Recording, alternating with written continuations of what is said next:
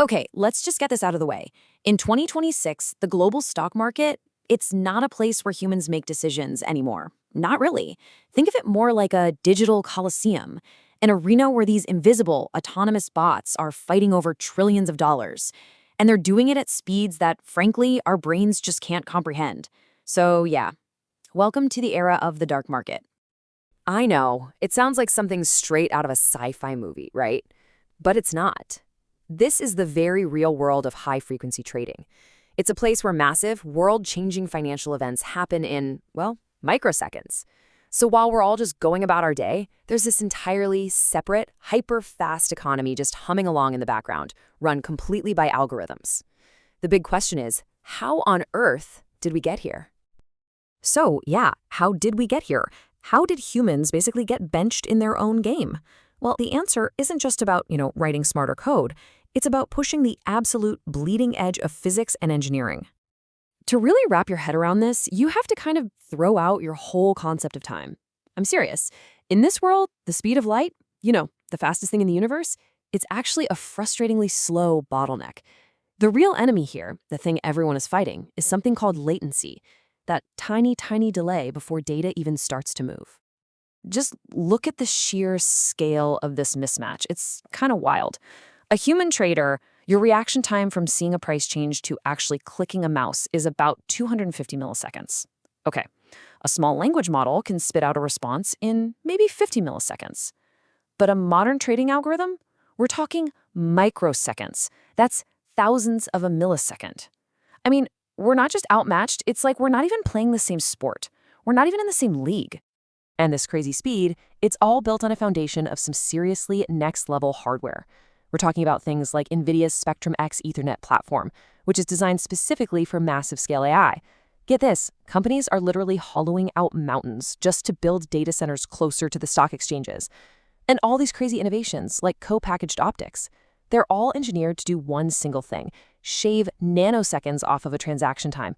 Because in this game, nanoseconds, well, they're worth billions. But here's the thing. It's not just the raw speed that has completely changed the game. It's the intelligence behind that speed. These aren't just simple little if this, then that programs anymore. Oh no. We are now dealing with a whole new class of super sophisticated, autonomous, artificial intelligence. And this right here is the crucial point. Agentic AI, it doesn't just follow a fixed set of instructions like a normal program. You give it a high-level goal, something simple like maximize profit, and it takes it from there. It can see the market, it can reason about what to do, it can create its own multi-step plans, and then bam, it executes them, all by itself. It's really the difference between handing someone a hammer and telling them exactly where to hit versus just telling a master carpenter to build you a house. So this loop you're seeing, this is basically how it thinks, and it never stops. It's constantly perceiving, just sucking in all the market data. Then it's planning and reasoning, breaking down its big goal into smaller, actionable steps. Then it moves to execution, actually doing things using APIs. And finally, the really smart part, reflection. It looks back at what it just did, critiques its own performance, and uses that to get better for the next time. And this whole loop, it runs thousands of times, every single second. And just so we're clear, this is not some niche academic idea. We're talking big, big money. Industry analysts are projecting that the market for these AI agents is going to explode to over $50 billion by 2030. So yeah, this isn't some far-off future we're talking about. This is the economic engine of right now. Okay, so let's recap. We have hyper-fast, autonomous agents controlling trillions of dollars. So, what happens when they start competing with each other? Well, the market transforms. It becomes this battlefield of digital deception, and the wars are being fought in secret arenas, totally hidden from public view. Get this, a staggering 40% of all stock trades in 2026 don't happen on public exchanges like the New York Stock Exchange or the NASDAQ. Nope, they're happening in private. These private venues are called dark pools. Now, they were originally created for a pretty good reason, so that big institutional investors could trade massive blocks of stock without causing a panic or huge price swings in the public market. But now, well, now they've become the #1 hunting ground for these predatory AI agents.